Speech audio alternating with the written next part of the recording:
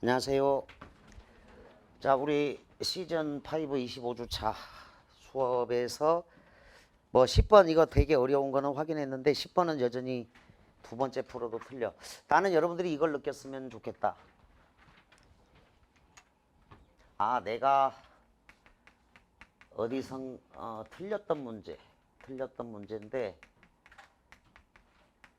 이게 사람들의 생각은 비슷해서 한 두 달 지나서 석 달 지나서 또 틀린다는 거야. 이게.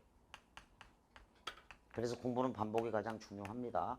내가 틀렸던 문제인데 또 틀린다는 거지. 10번 같은 경우 오후가에서 수석 송죽은 불변의 속성을 지닌 대상이야. 그런데 달은 아니라고. 달만 빼야 돼. 달도 차하면 기운다. 이런 속담도 있잖아. 그래서 여기서 영원 불변성을 노래하고 있지는 않다. 나머지는 다 맞아. 그러니까 오후가 같이 기본 필수 작품. 이것도 또 틀릴 수도 있어. 수석 송죽은 영원 불변성 맞습니다. 그런데 달은 작은 것이 높이 떠서 만물을 다 비추는, 그럼에도 불구하고 밤중의 광명이 최고이다. 그만한이 또 있느냐? 없어. 이런 존재는. 그런데도 보고도 말하니 아니 내버딘가 하노라. 의인법이고 침묵의 미덕을 지닌 선비. 이자 겸선성이야. 겸선성은 겸손하다. 침묵의 미덕을 지니고 있는 선비다. 그리고 고다. 이 사람은 광명이 최고인 거지. 겸손하면서도 고든 사람이야. 그러니까 최근에 오후가 청산별곡, 정업사 이렇게 기초 필수 작품을 진행을 했음에도 많이 틀리는 것에 대해서 여러분들이 다시 기본에 충실하자. 이런 걸 놓치면 안 되고. 어휘 잘 해야 돼. 호젓하다. 아주 고요하고 쓸쓸하다. 야 고즈넉하다.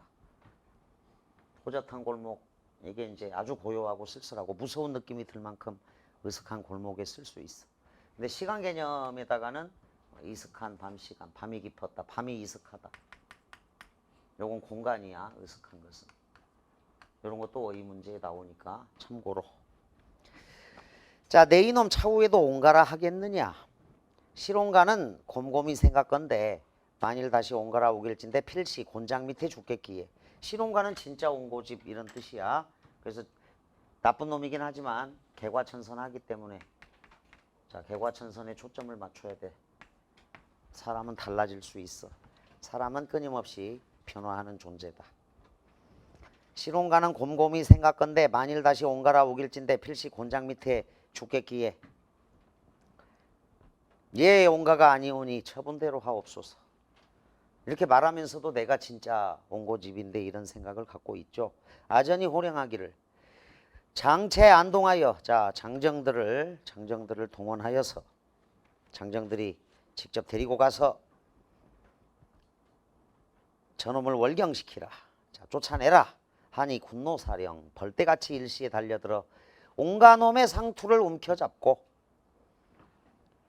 자, 온갖 놈의 상투를 움켜잡았다. 여기에 벌써 서술자 개입이 있죠. 온갖 놈이라고 하잖아. 휘휘 둘러 내쫓으니 실온가는 할 수 없이 거지 신세가 되고 말았다. 고향 산천 멀리하고 남북으로 빌어먹을세. 자, 거지가 됐으니까 빌어먹죠. 가슴을 탕탕 치며 대성통곡하며 하는 말이, 자, 큰 소리로 매우 크게 곡을 한다. 답답하다 내 신세야. 이 일이 꿈이냐 생시냐 어찌하면 좋을는고. 이른바 낭미지액이로구나. 낭미지액. 눈앞에 닥친 재앙이로구나.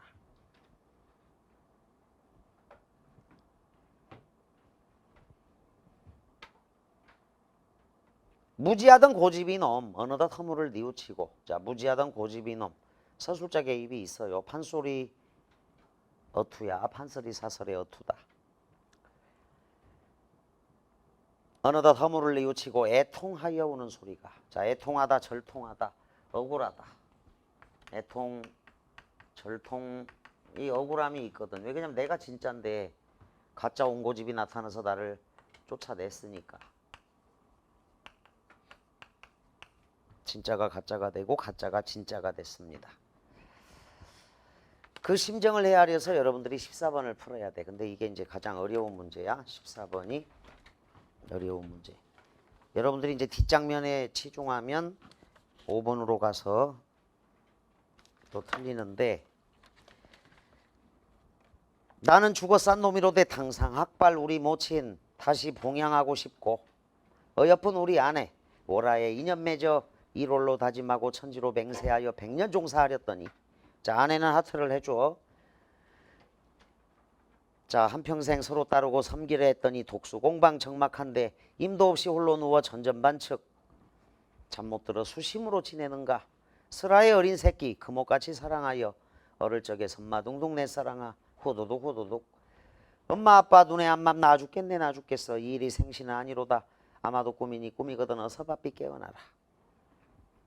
자 가짜 허온가가 또 있잖아. 이게 이제 백발도사가 지푸라기로 만들어서 이게 이제 이놈을 내쫓아내버린 굴러온 돌이 박힌 돌을 빼버린 거지.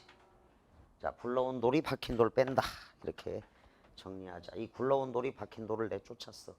그런데 이제 진짜가 난데 얼마나 애통하고 절통하겠느냐.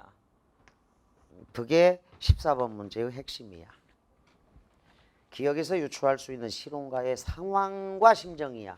지금 여러분들이 심정에만 초점을 맞추면 5번으로 가는 그런 내용이 있는데 상황까지 고려해야 되자. 상황과 심정이다. 상황에다가 세모꼴을 딱 쳐. 지금 말도 안 되는 상황이 일어난 거야. 가짜가 와서 진짜인 나를 쫓아낸 거지. 그 상황, 거기에 따르는 심정, 그게 이거야. 애통함 절통함이야. 사랑하는 아내를 자식을 못 보는 그 원통함은 이제 5번에 일부 나와 있는 거죠. 자 문제 잘 읽어. 기억에서 유추할 수 있는 실온가의 상황이야. 그 심정을 찾아라. 자 허온가 때문에 거짓 옹고집으로 낙인 찍혀서 쫓겨났다. 1번 내희 교타하고 남 슬픈 일 하지 마라. 나에게 좋다 하고 남 싫은 일 하지 마라. 남이 한다 하고 의로운 일 아니면 쫓지 말리. 옳은 일 아니면 쫓지 따르지 말 것이다. 우리도 천성을 지켜서 타고난 착한 성품대로 삼긴 대로 하리라. 본성대로 살아가야겠다. 의에 따라 천성대로 살려는 의지가 있어요. 이 까마귀 검다하고 백로야 비웃지 마라. 까마귀는 이제 조선 개국 공신이고 백로 세목골처 위선적인 고려 유신을 나타내는데 거치 검은들 속조차 검을 쏘냐. 아마도 겉이고 속검을 쏜 것뿐인가 하노라. 위선적 행위에 대한 풍자가 있어. 3번 개를 11문이나 기르되 요 개같이 얄미우랴. 미우님이 왔다. 미우님 세목골 미우님이 오게 되면 꼬리를 회회치며 취뜨락 나리띠락 반겨서 내달리고 고우님이 오게 되면 뒷발을 바동바동 무르락 나으락 캉캉 젓는 요 도리암키. 자 화자의 마음과 정반대로 행동하는 개야. 아주 주인 입장에서 미운 개죠. 요 개새 신밥이 그릇그릇 난들 떠먹일 줄이 있겠느냐. 밥 안 줘 이런 뜻인데 개에 대한 원망을 밥을 가지고 통지를 합니다. 그런데 실제로 이런 개가 있을 리가 만무하죠. 임을 그리는 마음을 이렇게 표현한 것일 거고 3번은 서경별곡 뱃사공에게 화풀이 하듯이 개에게 화풀이 하고 있다. 이 정도로 보면 돼. 자 5번은 유명한 삼안 사설시조 삼안인데 나무도 바위돌도 없는 산에 숨을 곳이 없어요. 숨을 곳이 없는 산에 매에게 쫓긴 까토리의 안. 비교 대상 첫 번째 이 까토리 죽기 직전이죠. 까토리의 안과 대천바다 한가운데 일천석이나 실은 배에 노도 잃고 닷도 잃고 닷줄도 끊어지고 돛대도 꺾어지고 운전대도 빠져버리고 바람 불어 물결치고 안개 뒤섞여 자욱한 날인데 갈 길은 천리나 말리나 남았는데 사면이 검어 어둑 저물 무렵 천지정막 가로로 묶어 사설조로 길어지면서 들어간 거죠. 뒤에 갇힌 오리 거센 파도야. 백두파 거센 파도 떠 있는데 수적 만난 토사공의 안. 수적 세목골 방해물 장애물 설상가상이야. 배가 난파 직전인데 그 해적도 이상한 해적이지만 이 도사공의 안 아주 절박해. 그러니까 이제 굳이 나타낸다면 까토리의 안도 죽기 직전이고 도사공의 안도 죽기 직전인데 요게 길잖아 좀. 그래서 이제 비교 점층이 되는 거야. 도사공의 안과 도사공의 속과 엊그제 임여인 내안이야. 어디다가 비교를 하겠느냐. 엊그제 임과 이별한 내안. 나는 뭐 바로 죽음이다. 그래서 여기서는 이렇게 가는 거지. 어디다가 비교를 하려고 그러느냐. 이거보다 얘네들보다 내가 더 절박한 이 심정을. 그래서 비교, 점층, 인과사별한 죽을 듯한 심정을 이렇게 표현을 했어. 근데 이제 이게 여기서 다소 해학적 표현인 것 같은데 이 사설시조 중에서 이게 해학 및 골개미라기보다는 굉장히 크나큰 슬픔이 있다고, 이 시조에는.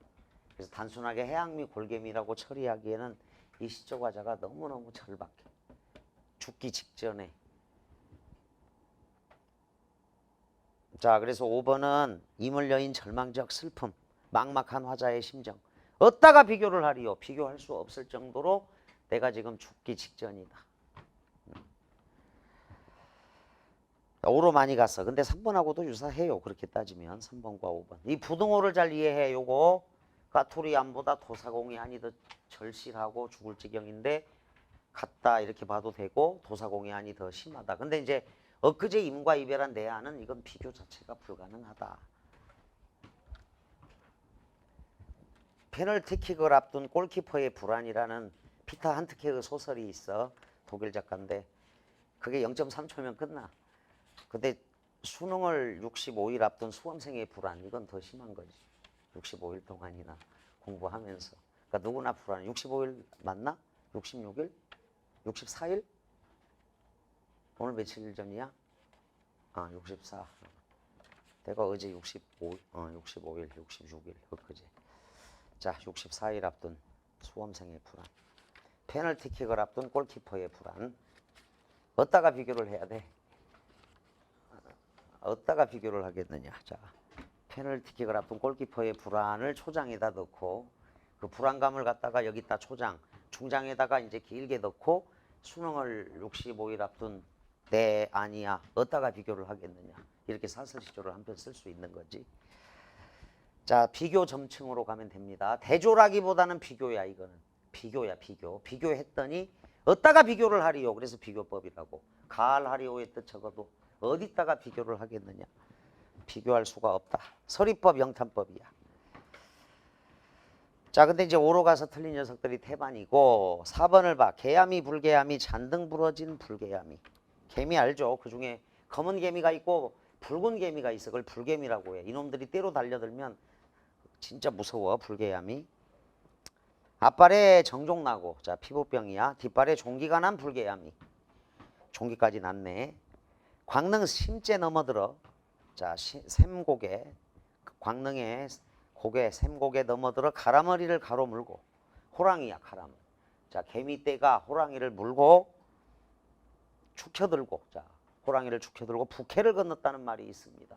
완전 개뻥이지. 이거 있을 수 없는 일이 나오네. 개뻥. 너희들 표현으로 하면 개구라 이쯤 되겠는데 개뻥이라고 적어. 그런 말이 있습니다. 근데도 믿어. 이거를. 온놈이 온말을 하여도 님께서 짐작해 주십시오. 모함에 속지 마십시오. 이거 개뻥입니다. 자신의 결백을 주장합니다. 자신을 모함하는 말에 현혹되지 말 것을 실용가 입장에서 제가 진짜입니다. 온놈이, 우리 가족들이 온놈이, 자, 온은 100이야 100. 자, 온, 이거 100이라고. 그러니까 이제 이거 완전 숫자나 100은. 온놈이, 온 사람, 모든 사람들이 온말, 모든 말을 하여도 거짓말입니다. 이런 뜻이야. 지금 예로 든 게. 온은 배, 온통, 온갖 이런 흔적은 남아있죠. 온은 지금 없어진 말인데 보통 100은 가장 큰 수야. 일반적으로. 어린아기들이 아빠 언제 와? 100일 지나면 와. 그렇게 얘기하잖아. 100일이 굉장히 큰 수잖아. 무한대에 가까운 어떤 수로 온놈이 온말을 하여도 이 거짓말에 대해서 님께서 짐작하소서. 모함에 속지 마십시오. 제가 진짜 실용가입니다. 그 원통하고 억울한 심정을 담고 있는 게 4번 시조가 되는 거야. 대체 5번하고 비교해. 5번은 3번하고도 가까운 거야. 3번도 역시 개한테 화풀이하지만 임을 그리워하는 마음이고 이건 아내를 그리워하는 마음이지. 5번도 마찬가지. 임과 강제로 이별당한 그 절망적인 심정. 그러니까 문제 요구 사항을 잘 봐. 실용가의 심정만 물어본 게 아니야. 상황까지 물어본 거라고. 이해되지? 여러분들 한번 생각해 보세요. 수능 공부 잘했어. 그래서 이제 수능 보기 직전에 똑같이 생긴 놈이 나타나서 나를 쫓아내고 자기가 가서 공부도 안 한 것 같은데 탁 쳐내고 내가 임상윤이다 해갖고 진짜 임상윤을 쫓아내고 가서 지가 수능장에서 시험을 본다고 하면은 그런 억울한 일이 또 어디 있어. 이런 원통한 일이. 그 사람이 봐주면 더 좋을 것 같아? 그건 아니지. 너, 아이 닥쳐 임마. 뭘 너보다 잘 봐. 너가 열심히 공부했는데 무슨 일이야. 열심히 공부했는데 뭐 열심히 공부했으면 그 결과가 딱 나와야지. 열심히 공부했는데 그동안. 자, 내가 너를 3년째 여기 노량진매가에서 보고 있으니까 내년에는 절대로 강의실 안에서 보는 일이 없도록 하자. 너가 그때 고2 나이에 왔었지? 고2 초창기에 풋풋하게 왔는데 지금 돼지가 돼 있어. 노량진 생활 3년 만에 공부만 하면 저렇게 돼. 그러니까 살찌는 방법은 굉장히 쉬워요. 책상에 앉고 밥 먹고 앉고 밥 먹고 앉고 공부만 하면 살이 찌지. 체력도 중요하니까. 그거 4교시 때 이렇게 상담해 보니까 4교시 때 막 체력이 급격히 저하돼 가지고 막 실수 연발하고 집중 안 되고 이러는데 그때 사탕하고 이제 막 초콜릿을 먹기 시작했는데 이미 늦어. 그래서 물리 달리고 막 이런 애들이 있더라고 보니까. 고3인데도 체력이 다 떨어져서. 그러니까 우리는 미리 사탕하고 초콜릿을 준비해서 3교시 끝나고 먹자. 3교시 끝나고 그게 바로 포도당이니까 이 나이 드신 분들한테 아주 좋습니다. 그게 스니커즈 자유시간 초콜릿 사탕이야. 먹으면서 봐 그냥. 4교시 시작 전에 포도당을 보충하는 겁니다. 산소통을 끼고 시험 본 학생도 있는데 수영장에서. 자, 적어도 그게 체력이 굉장히 중요해. 상륜이 보면 그런 생각이 들어. 제가 얼마나 저기 청춘 시절을 여기서 보내기에는 피 끓는 청춘인데. 많이 놀면서 했어? 언제? 작년, 재작년? 태어날 때부터 고2 때까지 놀았어? 그래서 학교에서 부적응해서 나온 거야? 아, 너 근데 심성은 굉장히 착하구나. 남한테 피해는 안 끼치고 어떻게 논 거야, 그럼? 아, 피해를 많이 끼쳤어? 이거 노량진 와서 개과천선했네, 완전히? 아, 더 이상 할 일이 없으니까 공부. 그러면 작년에 전국 수석이 됐어야지. 계속 공부를 하게 되는데 그래도 심성이 워낙 착해서 개과천선 했네. 공부로. 공부가 가장 쉬웠어요. 공부밖에 할 게 없어요. 자, 내년에 강의실에서 만나는 일이 없도록 하자. 상윤아, 이제 너를 예로 든 건 내년에 성공 사례로 예를 들어야 돼. 아, 그 다음 지금 메모해놔 빨리 자식들아. 3교시 끝나고 무조건 사탕 먹는다. 그 괜히 한 말 아니야. 지금 상담해 보니까 애들이 4교시에 너무 어렵잖아. 그 화학원 생물은 어려웠지. 그 다음 사탐이 어려웠다고. 국영수가 쉬우니까. 거기서 판가름 나면 완전 체력전이야. 이거는. 그러니까 레드불 하식스도 못 도와줘. 4교시는. 사탕하고 초콜릿이 도와주는 거야. 그때는. 4교시는. 체력이 진짜 중요하다. 그래서 이번에 이제 재학생들까지 한 바퀴 쭉 돌고 보니까 4교시, 마의 4교시 이래버린다고. 그래서 사탕을 먹기는 먹었는데 이미 늦었다라는 거지. 물리원의 실수 연발해서 날리고 그 다음에 이제 화학 생물 중에서 이게 어려워가지고 이제 완전 가라앉고. 그래서 그 실력 차이가 거기서 확 나버리는. 자, 14번을 꼭 문제를 잘 읽자. 실온과의 상황까지 읽어주자. 14번에 1번에다가 부안해동을 경계하다. 부안해동 경계. 내희 좋다고 남 슬픈 일 하면 안 된다. 이게 부안해동이야. 그것을 경계하는 구절이다. 추가적으로 적어둔다. 자, 그래서 가장 어려운 14번을 해결했고 15번도 쉬운 듯 은근히 까다롭다. 그리고 16번은 굉장히 어렵죠. 잘 비교를 해야 되는데 가보자.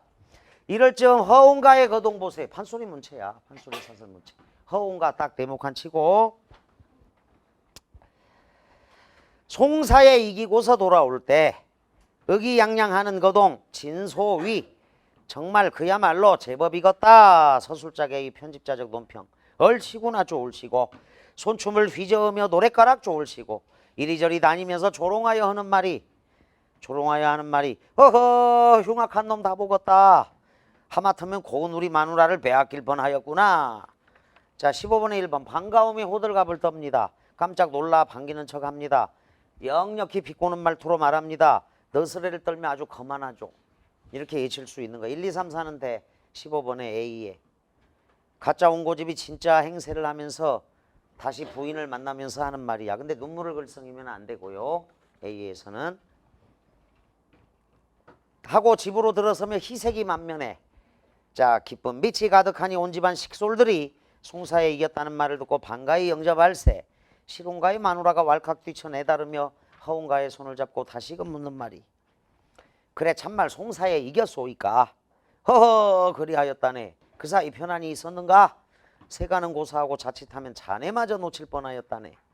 원님이 명찰하여 주시기로 똑똑히 살펴주시기로 자네 얼굴 다시 보니 이런 경사 또 있는가? 불행 중 다행이로세. 그럭저럭 달저물매 허옹가는 시롱가의 아내와 더불어 긴긴 밤을 수작타가 원앙금 침 펼쳐놓고 한자리에 누웠으니 양인심사 깊은 그 정을 새삼일러 무엇하리. 자, 서술자 개입 편집자적 논평이고 미성년자 금지구역이야. 양인심사 깊은 정을 새삼일러 무엇하리. 이같이 즐기다가 잠시 잠이 들어 시롱가의 아내가 한 꿈을 얻었습니다. 하늘에서 허수아비가 무수히 떨어져 보이기에 분득 깨달으니 남가 일몽이라. 헛된 꿈이라. 허옹가한테 꿈을 얘기합니다. 그랬더니 허옹가가 고개를 끄덕이며 그 일이 분명하면 아마도 태기가 있을 듯하나 꿈과 같을진데 허수아비를 낳을 듯하네마는 장차 내두고 보리라. 자, 허수아비를 낳을 거다. 옹고집의 아내가 진짜라고 여긴 허옹가가 사실은 지푸라기로 만들어진 가짜임을 암시하는 꿈을 꾼 거야.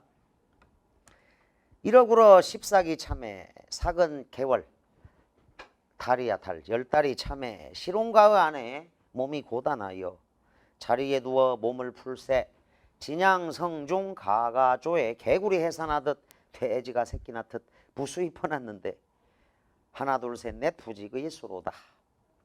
수를 셀 수 없이 많다. 자, 맨 처음 풀었을 때 그 12번 문제 2로 간 녀석들이 있더라. 손 들어봐. 12번에 2로 간 녀석들. 자, 의외로 있는데 해학적 표현으로 웃음을 유발하고 있다. 학생 입장에서 하나도 안 웃기다는 거지. 하나도 안 웃겨. 그러니까 뭐가 웃겨 이게. 이러면서 2번으로 간 녀석들이 꼭 나타나는데, 자, 판소리 소설이니까 이제 이게 판소리 소설의 특징 중에 과장, 해학적이고 골개적인 요소가 있어요. 개구리 해산하듯 귀한 사람을 낳는데 개구리 해산하듯 낳으면 안 되지. 돼지가 새끼 낳듯 막 12마리씩 낳아버려. 보통 쌍둥이 가장 많이 낳은 쌍둥이가 몇 쌍 정도야? 4쌍? 8명? 8명일 리가 없지. 돼지지 그러면. 4명? 7쌍? 언제? 그러니까 그 정상적으로 잘 자란대? 정상적으로 했다. 돼지 새끼지 그게.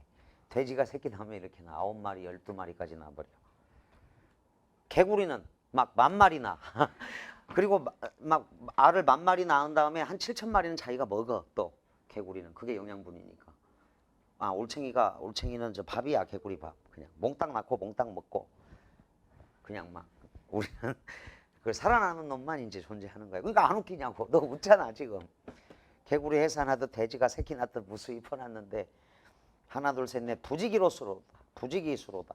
이렇듯이 해산하니 보던 바 처음이며 듣던 바 처음이다. 자, 전대미문의 상황이야. 전대미문의 상황이다. 자, 95수능에 이제 5, 6월 장마에 토담 무너지는 소리. 요게 이제 나왔어요. 선택지로. 해학적 표현으로 긴장감을 이완시킨다 이렇게. 근데 5, 6월 장마에 토담 무너지는 소리가 뭐 현대어 버전으로 뭐 귀신 씨나라 까먹는 소리나 김밥 옆구리 터지는 소리나 뭐 개풀 뜯어 먹는 소리나 이렇게 현대어 버전이 있을 거 아니야. 그러니까 그 당시 관객들은 5, 6월 장마에 토담 무너지는 소리하고 자빠졌네 이러면 굉장히 웃겼다라는 거야. 근데 이제 현대인이 알 길이 없잖아. 토담이 없잖아. 일단 지금 요즘 다 저기 콘크리트 담만 있고 안 넘어지지 잘. 그런데 이제 그 상황에 맞게 해줘야 되니까 이 표현상 재미있는 표현들을 받아들여야 돼. 12번에 2번. 시롱가의 마누라는 자식 많아 좋아라고. 옛날에는 이랬어요. 괴로움도 다 잊으며 주렁주렁 길러내었다. 이렇듯이 즐거이 지낼 무렵 한편 시롱가는 동그라미 쳐 할 수 없이 세간 빼앗겨 처자식 빼앗겨 모조리 빼앗기고 팔자에도 없는 곤장 맞고 쫓겨나니 밑줄 세상에 살아본들 무엇하리. 서술자 개입이 있어. 자, 독백입니다. 애고 내 팔자야 죽장망의 단표자로 간편한 차림새로 만처 청산 들어가니. 자, 겹겹이 둘러싸인 푸른 산에 들어가니 산은 높아 천봉이여 고른 깊어 만학 만골짜기라. 수많은 골짜기라. 인적은 고요하고 수목은 빽빽한데 때는 마침 봄철이로구나. 때는 마침 봄철이라. 출림비조 산새들은 숲에서 나와 나는 새들은 쌍거 쌍내 날아들새. 슬피 우는 두견새는 이내 서름 자아내요. 이내 서름 꽃들기에 눈물 뿌려 점점이 맺어두고 불려기는 이로 삼으니 슬프구나. 자, 감정이입이 있어. 이런 공산 속에서는 아무리 철석 같은 간장이라도 아니 울지는 못하리라. 자살을 결심합니다. 밑줄 자살을 결심하고 슬피 울새. 한 곳을 쳐다본 거야. 이건 우연히 쳐다본 거다. 그래서 전기적 요소가 나오고 우연성도 있습니다. 우연성. 우연히 한 군데를 쳐다봤지. 자살까지 이제 생각을 했잖아. 자살까지. 자살하러 가신 얘기 중에 가장 웃긴 얘기는 이제 강원도 동해바다 깎아지른 벼랑에 바다에 뛰어져 내리려고 죽으려고 이제 폼 잡고 딱 뛰어내리려고 했는데 살짝 미끄러진 거야. 탁 미끄러지니까 탁 잡았지. 하마터면 죽을 뻔했네 하고 돌아온 사람도 있어. 그러니까 자기가 자살하는 거하고 미끄러져서 실수로 죽는 건 많이 다른 거야. 그런 얘기도 우스갯소리도 있는데 어쨌거나 자, 우연성이야. 한 곳을 그냥 우연히 쳐다본 겁니다. 층암절벽 벼랑 위에 백발도사 높이 앉아. 백발도사 별표처. 백발도사 높이 앉아 청려장을 옆에 끼고. 자, 그 필살집중 모의 수능 5회 모의고사 풀었던 친구들은 33번 문제 면항전가에서 청려장이 나와. 다만한 청려장이 다 못쓰게 되어 가놈에다. 자, 우리 반에서 했으니까 적어도 필살집중 모의 수능 5회 33번 면항전가 다만한 청려장이 다 못쓰게 되어 가놈에다. 청려장은 대나무 지팡이야. 또는 뭐 명아주 지팡이라고도 하는데 청려장이 다 무디어 가놈에다. 하도 많이 돌아다녀서 지팡이가 다 닳았다는 의미거든. 과장법으로 표현된 건데 그걸 갖다가 이제 얼마 남지 않은 자신의 생명을 안타까워한다. 이런 식으로 해석하면 잘못된 해석이야. 면항전가에서. 아주 쉬운 문제라고 생각하고 냈었어요. 5회 실전 모의 수능 33번. 근데도 많이 틀렸더라고. 백발도사 높이 앉아. 자, 명아주대로 만든 지팡이를 옆에 끼고 반송가지를 휘어잡고 노래 불러 하는 말이 뉘우쳐도 미치지 못하느니라. 하늘이 주신 머리건을 누구를 원망하며 누구를 탓하고자 하는가. 수원수구야. 수원수구. 수원수구.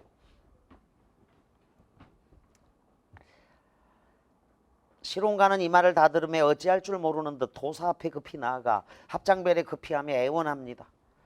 이모무지에 돌이켜 생각하면 천만 번 죽사와도 아깝지 아니하오나 밝으신 도와 덕하에 도와 덕하에 제발 덕분 살려주소이다. 당상에 늙은 모친 규중의 어린 처자 다시 보게 하옵소서. 이 소원 풀고 나면 지하로 돌아가도 여한이 없을 줄로 아나이다. 제발 덕분 살려주옵소서. 온갖 정성 다 기울여 애걸하니 도사가 소리 높여 꾸짖기를 천지간에 몹쓸 놈아 이제도 80당년 병든 모친 구박하여 냉돌방에 두려는가. 자, 이 시론가가 쫓겨난 이유는 불효야. 일단 80 먹은 노모를 겨울인데 아주 추운 냉돌방에다가 모셨다라는 거지. 불효박심했다. 80당년 병든 모친 구박하여 냉돌방에 두려는가. 불도를 업신여겨 못된 짓 하려는가. 두 번째는 이제 불교를 업신여겼고 못된 짓이 있었다라는 거야. 요게 이제 죄명입니다. 너 같은 몹쓸 놈은 응당 죽여 마땅하되 정성이 가긍하고 너 처자식 불쌍하기로 풀어 주겠으니 돌아가 개과천선하여라. 그래서 이제 개과천선을 하면 입체적 인물이 되는 거야. 자, 입체적 인물. 소설에서 입체적인 경우가 나오니까 정리를 그때 해줬을 텐데, 자, 병렬 배치, 사건의 병치와 액자식 소설, 액자 구성. 그 다음 순행적 구성이 아니라 시간의 역전이 나올 때 이렇게 정리해 두세요. 다시. 그 다음에 이제 입체적 인물은 성격 변화, 인물의 성격 변화. 그러면 입체적 인물이라고 해요. 평면적 인물이 아니고. 다섯 번째 이제 시점의 이동. 이런 경우도 입체적 성격을 준다라는 선택지에 맞아. 소설에서 입체적이다 라고 했을 때 시점의 이동, 인물의 성격 변화, 시간의 역전이 있으면, 자, 그래서 입체적이라는 말은 많이 사용할 수 있습니다. 개과천선하여라. 도사는 부적 한 장을 써주면서 일러두기를. 자, 놀부처럼 입체적 인물이야. 이 부적 간직하고 내 집에 돌아가면 괴이한 일이 있을 것이다 하며 하고 슬며시 사라지니 도사는 간데온 데 없었다. 즐거운 마음으로 고향에 돌아와서 제 집 문전 닫아르니 고루거각 높은 집에 정풍명월 맑은 경계는 이미 시롱가의 눈에 익은 풍치로다. 고루거각 높고 크게 지은 집이야. 그러니까 잘 살았었어요. 근데 불효했던 거지. 고대광실이라고도 해. 이 고대광실은 아주 우렁차게 높은 집, 고대광실이라고 하고, 반대가 이제 초가삼간, 초려삼간, 뭐 이렇게 설명을 한다. 고대광실, 고루거각 높은 집에 눈에 익은 풍치로다. 담장 안에 홍련화는 주인을 반기는 듯 영산홍아 잘 있었느냐, 자산홍아 무사하냐. 자, 요게 이제 시론가의 시각에 비친 자기의 집이죠. 부적 자체가 이제 정기적 요소야. 옛일을 생각하며 오늘이 오르며 어제는 잘못임을 깨닫고 옛집을 다시 찾아오니 죽을 마음 전혀 없다. 과거의 잘못을 반성하고 개과천선한 옹고집. 이게 이제 사람이 갖고 있는 묘미지. 누구나 잘못할 수도 있고 실수를 저지를 수도 있는데 달라지면 되거든. 반성을 하고. 자, 죽을 마음 전혀 없다. 현재형 서술이죠. 현장성이 중시되는 공연예술, 판소리 문체의 특징이다. 현재형 서술이야. 자신의 집에 돌아온 반가움과 기쁨을 표현하고 있습니다. 가소롭다 허옹가야, 이제도 내가 온가라고 장담을 할 것이냐. 늙은 하인 내다르며 에고 좌수님 저놈이 또 왔소이다. 천살 맞았는지 또 와서 지랄하니 이를 어찌하오리까. 웃기잖아 이것도. 지금 이 사람은 지금 진짜 주인이 왔는데 줄을 잘못 서고 있는 거지. 지금 줄을 잘못 쓴 거야. 밖에 진짜 옹고집에 왔는데 못 알아본 거죠. 이럴 즈음에 방에 있던 옹가는 간데없고 난데없는 집 한 묶음이 도여 있을 따름이요. 허옹가와 수다한 자식들도 호련히, 자, 갑자기 허수아비가 되므로 비현실적인 요소, 온 집안이 그제서야 깨달은 듯 박장대소하였다. 좌수가 옹좌수 동그라미 부인 하트 부인에게 하는 말이, 마누라 그 사이 허수아비 자식을 저렇듯이 무수히 낳았으니 그놈과 한 가지로 얼마나 좋아하였을꼬. 한상에서 밥도 먹었는가? 어리 빠진 부인은 아무 말 못하고서 방 안을 돌아가며 허옹가의 자식들을 살펴보니 이를 보아도 허수아비요 저를 보아도 허수아비라. 아무리 다시 보아도 허수아비 무더기가 분명하였다. 부인은 시롱가를 맞이하여 반갑게 그지없되 일변 지난 일을 생각하고 매우 부끄러워하였다. 진짜 남편을 알아보지 못한 죄가 있죠. 부인한테도 진짜 남편을 알아보지는 못했습니다. 도승의 술법에 탐복하여 도승별표 옹좌수 구로부터 모친께 효성하며 불도를 공경하여 잘못을 뉘우치고 착한 일을 많이 하니 개과천선이다. 모두들 그 어질물 칭송하여 맞이 아니하였다. 자, 주제 권선징악. 불교의 인과응보 사상, 유교의 효 사상이 나타나 있습니다. 12번 이 글에 대한 설명으로 적절하지 않은 것을 물었다. 1. 서술자의 직접 개입이 여러 차례 나타나죠. 2번 해학적 표현으로 웃음 유발. 사건 전개가 부적 한 장에 전기적이죠. 그러면서 우연적입니다. 우연적. 자살을 결심하고 슬피울새 한 곳을 쳐다보았다. 이런 게 이제 우연히 쳐다본 거니까. 자, 선한 인물과 악한 인물의 대립이 없고 악한 인물만 있었죠. 그런데 초월적 존재가 가서 벌을 주고 개과천선하게 만들었다. 악한 인물은 안 나옵니다. 사건 전개에 따른 인물의 심리 변화를 드러내고 있죠. 시롱가 입장 봐봐. 자, 허옹가가 와서 쫓아냈으니까 원통하고 답답하죠. 슬프죠. 자살도 결심하죠. 그런데 백발도사에게 죄를 뉘우치고 빕니다. 그리고 부적받아서 즐거운 마음으로 집으로 돌아옵니다. 자, 12번에 13번. 자, 시험 문제도 하나 줘야죠. 이거를 통해 알 수 있는 내용이 아닌 것. 1. 옹고집은 자기의 나쁜 성격을 완전히 고친 것 같군. 이 옹고집은 대단히 이기적이고 부도덕한 인물이었겠군. 3. 백볼다우사는 옹고집에게 일어났던 일을 모두 알고 있었군. 4. 허옹가는 시롱가를 밀어내고 거짓 주인 행세를 하고 있습니다. 허옹가는 시롱가를 밀어내기 위해 일부러 나쁜 짓을 했다. X. 허수아비야. 실혼가를 벌하기 위해 백발도사가 보낸 인형이죠. 인형. 실혼가인 척하고 행세를 하지만 일부러 나쁜 짓을 한 것은 아니다. 13번에 5, 14번에 4, 15번에 B 부분 보면 잘못을 뉘우치고 돌아온 옹고집이 부인의 처지를 이해하고 그 다음에 이제 관용의 태도가 당연히 있을 수밖에 없죠. B. 마누라 그 사이 허수아비 자식을 저렇듯이 무수히 낳았으니 그놈과 마찬가지로 하는 가지로 얼마나 좋아하였을꼬 한상에서 밥도 먹었는가. 관용의 태도로 우스갯소리를 하며가 답이 됩니다. 너스레를 떨면은 뭐 맞을 수 있는데 거만하게라고 얘기할 수가 없어요. 실혼가의 잘못이 커서 눈물을 글썽이며도 틀렸다. 부인의 눈치를 보는 것도 말이 안 되고 부인에게 화를 내는 것도 이해가 안 되지. 됐죠? 그래서 15번에 1번인데 A는 1, 2, 3, 4가 될 수 있는데 B에 이르러서 최종 답을 1로 할 것. 16번 보기는 윗글과 관련된 내용을 조사 정리한 것이다. 보기와 윗글을 비교하여 이해한 것으로 적절하지 않은 것. 자, 보기를 좀 복잡하게 줬어. 너무 뻔한 내용이라서 어렵습니다. 선량한 흥부와 악인의 전형인 놀부는 형제 사이지만 놀부는 자신의 재산을 동생에게 나눠주지 않으려고 동생을 쫓아냅니다. 아주 나쁜 놈이다. 흥부는 먹고 살기 위해 애쓰지만 가난을 벗어날 길이 없어요.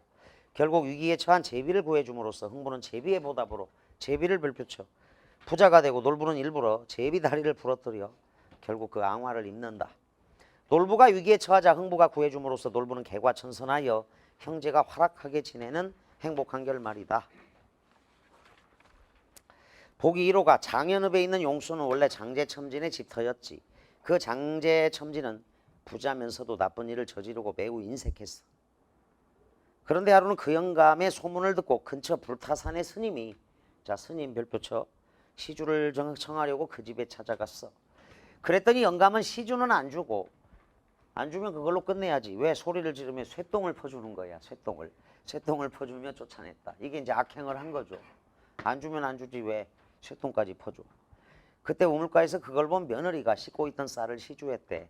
그러자 스님은 며느리에게 이 집에 큰 재앙이 닥친다며 피하라고 얘기를 해줬어. 그 말을 듣고 며느리는 급히 아기를 업고 배틀을 이고 개를 불러서 산으로 도망쳤대. 그 며느리는 갑자기 큰 벼락치는 소리에 놀라 뒤를 돌아본 순간 화석이 되고 말았어. 화석이 되었다 세목골쳐. 왜냐하면 스님이 무슨 소리가 나도 절대 뒤를 돌아보지 말라고 했거든. 야 이게 금기야 금기. 금기를 어기면 안 돼. 금기는 지켜야 할 거다. 며느리가 악행을 저지른 건 아닙니다. 금기를 어긴 거죠. 그리고 벼락이 치던 바로 그 순간 영감이 살던 그 집은 큰 못이 되었는데 지금의 용소가 그곳이래. 자 전설이죠. 이렇게 전설은 지어낸 얘기지만 증거가 남죠. 그래서 그 용소라는 곳에 구체적인 지명이 남아 있었다. 1번 보기 2와 윗글의 중심 인물은 뭐 장제첨지도 중심 인물이죠. 며느리도 뭐 중심 인물이 될 수 있겠지만 장제첨지가 중심 인물이야. 일단 모든 사건의 원인 제공자는 장제첨지니까 심술이 많고 인색한 점으로 미루어서 보기 1의 놀부를 연상케 합니다. 좋아. 그러나 개과천선한다는 면에서 놀부는 보기 2의 장제첨지보다는 윗글의 실혼가와 더 비슷한 인물이죠. 개과천선이 장제첨지는 없습니다. 1, 2 맞다. 1, 2. 여러분들 그 독서비문학에서도 이렇게 비교하잖아. 이 비교 대조가 2개, 3개 나오면 복잡해진다고. 문학에서도 나올 수 있는 거고. 3번 윗글과 보기 1은 행복한 결말로 끝납니다. 좋아.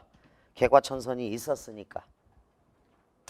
보기 2는 인물의 악행으로 인해서 비극적 결말로 끝나는데 보기 2는 일단 장제첨지로 본다면 인물의 악행은 맞아. 그런데 이제 자 이게 비극이라기보다는 독자 입장에서는 인과응보야. 그리고 쌤통이다 이런 느낌이 있어. 자 죄를 지으면 당연히 벌을 받아야 된다라는 인식이니까 비극이라고 얘기하기 어렵다는 거야. 독자들 입장에서는 인과응보 이렇게 딱 적어. 그런데 며느리라고 본다면 비극이야. 비극적 결말이야. 며느리라고 본다면. 그런데 인물의 악행이 또 틀린 거야. 거기서. 자 거기서 두 인물로 나눠. 장제첨지로 본다면 비극이 아니라 너무나 당연한 초자연적인 존재의 천벌이 있었다. 인과응보다. 그게 당연하다 입장이고 인과응보라고 꼭 적어야 돼. 권선징악을 그 다음에 두 번째 며느리로 본다면 비극적 인물 이렇게 된 건데 금기를 어겼죠. 그래서 악행을 저지른 건 또 아니라고. 그래서 이게 인물을 잘 딱 맞춰 가지고 풀어야지 된다. 3번 답. 4. 윗글과 보기 1, 보기 2는 모두 윤리적 덕목을 강조하여 우리에게 교훈을 주려고 하는 의도가 분명하다. 권선징악, 효행. 윗글의 백발도사와 보기 1의 제비, 보기 2의 스님은 극중 역할에 있어서 유사한 측면을 보입니다. 깨달음을 주는 역할도 있고 초자연적인 힘을 지닌 존재들이야 결국 주인공의 운명을 변화시키는 존재. 정리해. 주인공의 운명을 변화시킨다. 그 제비 이야기는 1406 평가원 A형을 참고해. 제비대왕이 저기 흥보에게는 보은박, 놀보에게는 보수박 이렇게 보내는 그런 내용들이 나와. 1406 평가원 A형 흥부전에 흥부전은 그래서 5번이나 출제가 됐습니다. 자, 16번을 3으로 해야 딱 맞다. 다음 17번, 18번, 18번도 별표를 치되 요거 이제 2011 수능 경제제시문이야. 2011 수능 경제제시문인데 일단 1문단은 이제 화제를 제시한 거다. 전체 채권에 대해서. 그 다음에 2문단, 3문단, 4문단, 5문단까지 있죠. 정보 전달의 거리야. 그래서 부분 1. 자, 화제에서 뭐가 나와? 채권에 대해서 나온다. 화제를 제시해서 전체야. 2문단에서 이제 채권 가격은 현재 가치. 부분 2는 만기. 부분 3은 지급불능 위험. 지급불능 위험. 부분 4. 자, 다른 자산 시장의 상황. 그래서 채권의 가격에 영향을 미치는 요인들을 살펴보고 있는 글인데 18번이 엄청 어려웠죠. 수능 당시에 과반수 넘게 틀렸으니까. 채권은 사업에 필요한 자금을 조달하기 위해 발행하는 유가증권으로 국채나 회사채 등 발행 주체에 따라 그 종류가 다양하다. 17번에 1번 채권의 의미를 밝히고 그 종류를 들고 있죠. 국채, 회사채. 근데 이제 수능하고 선택지를 받고 나서 여러분들이 답을 기계적으로 암기하면 틀려. 채권의 액면금액, 액면이자율, 만기일 등의 지급 조건은 채권 발행 시 정해지며 채권 소유자는 매입 후에 정기적으로 이자액을 받고 만기일에는 마지막 이자액과 액면금액을 지급받는다. 이때 이자액은 액면 이자율을 액면 금액에 곱한 것으로 대개 연 단위로 지급된다. 채권은 만기일 전에 거래되기도 하는데 이때 채권 가격은 밑줄 현재 가치, 만기, 지급불능 위험 등 여러 요인에 따라 결정된다. 이 문단 채권 투자자는 정기적으로 받게 될 이자액과 액면 금액을 각각 현재 시점에서 평가한 값들의 합계인 채권의 현재 가치. 자, 여기 채권의 현재 가치가 나와. 채권의 현재 가치는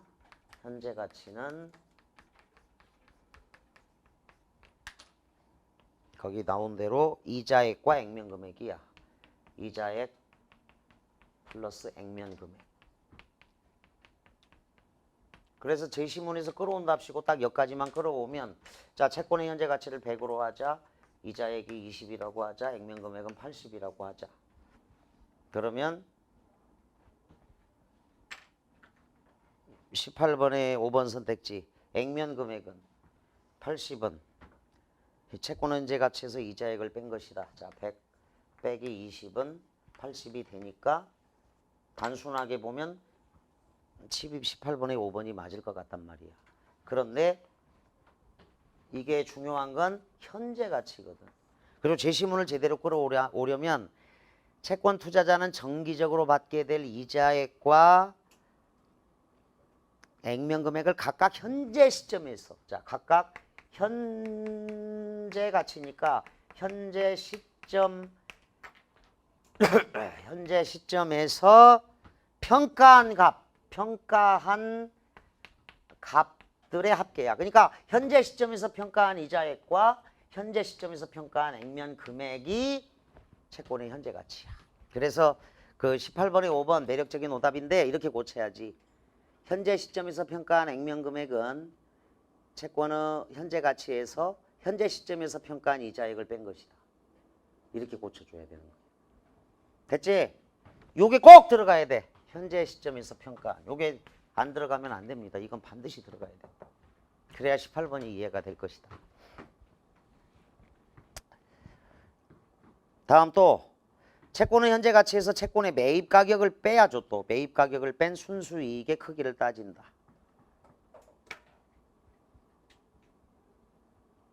그래서 18번에 사로 간 녀석들 봐. 이제 사로 간 녀석들도 많은데 채권의 순수이익은 정기적으로 지급될 이자액을 합산하여 현재 가치로 환산한 값이다. 그럴듯하지만 얘들아 너희들이 5년 전에 대한민국 채권을 1,000원에 샀다.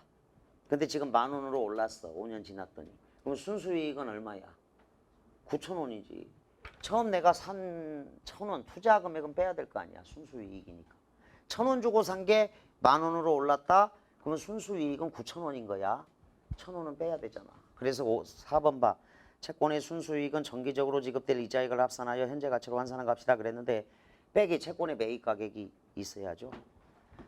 정기적으로 받게 될 이자액과 액면 금액을 현재 시점에서 평가한 값에 빼기 채권의 매입 가격도 빼야 돼. 그래서 4번도 틀린 거야.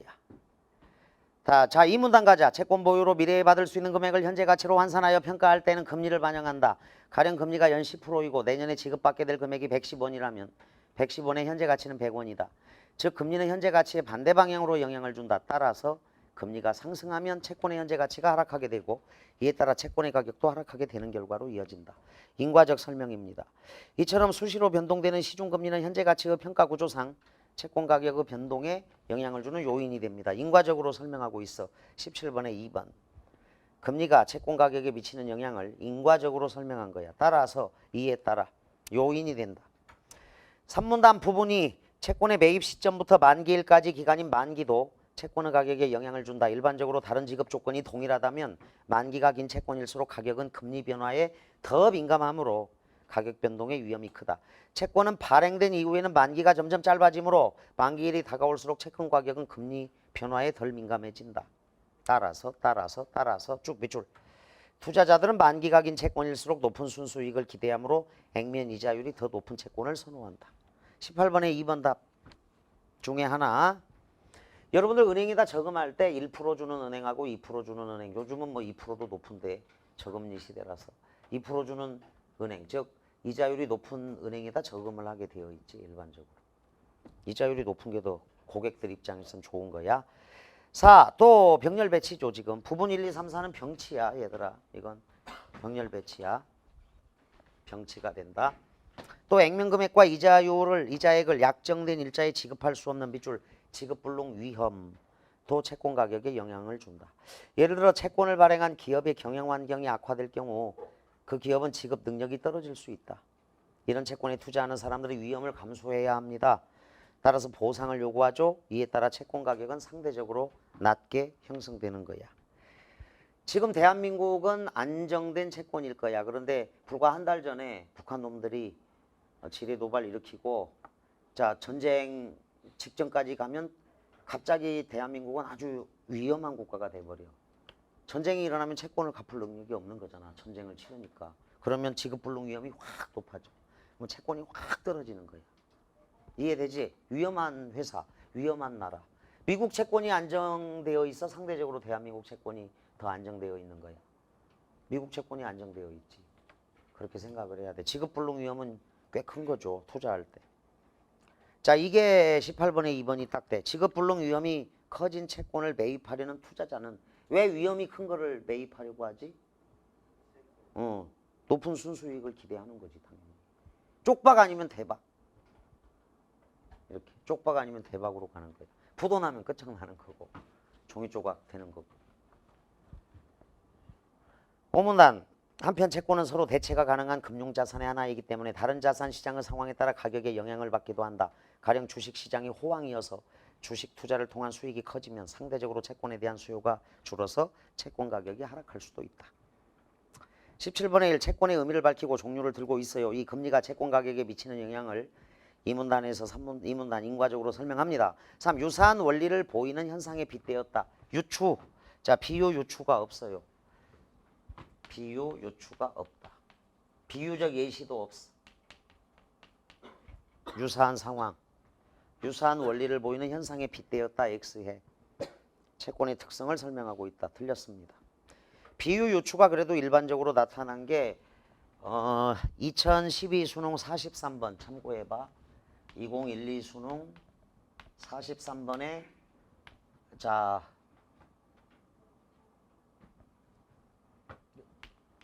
음악가가 가사가 없어도 정서를 담아야 돼. 정서론, 형태론.